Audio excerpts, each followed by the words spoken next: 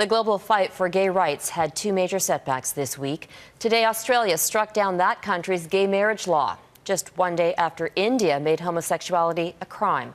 Activists say it's a step in the wrong direction, and as Shirlee Engel reports, the issue is expected to take center stage as the world meets for the Olympic Games in Sochi.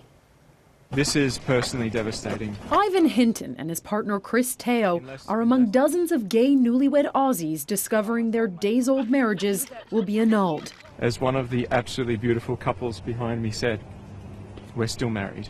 God makes no mistakes. The country's top court just struck down a landmark same-sex marriage law in Australia's capital territory.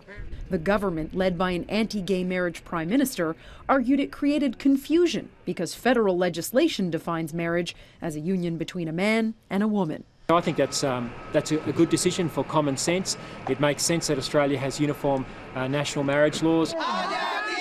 The ruling comes a day after India's Supreme Court struck down a 2009 decision to decriminalize homosexuality. Violators could face up to a decade in prison. Why I'm a criminal? Just because I want to live with a person of my own choice.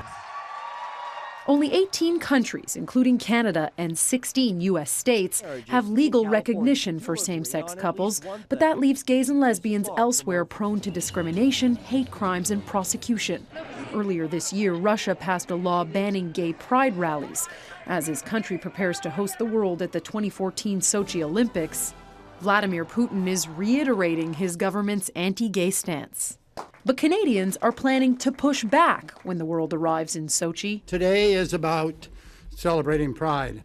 In Vancouver, which hosted the first ever Pride House during the 2010 Olympics, openly gay councillor Tim Stevenson announced he'll be in Sochi to ask the International Olympic and Paralympic committees to entrench gay rights in their charter. What we're aiming for is to convince the IOC that hereafter in every Olympic city, there be a Pride House. He says he isn't trying to cause a scene or change laws, but he's hoping to change a few minds in a world still hostile to what he sees as a human right.